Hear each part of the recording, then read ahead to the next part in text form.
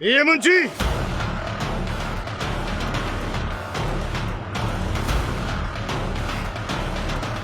ये मिट्टी तुझे मथे में न करे थो विझां तो जी बालाच तोखे ॾिसे ऐं जेकॾहिं बालाच खान उन बि असांजे ॻोठ जो रुख कयो न, ईअं मिट्टी मथे में विझंदोमांसि। हल अॼु ॾींहं ताईं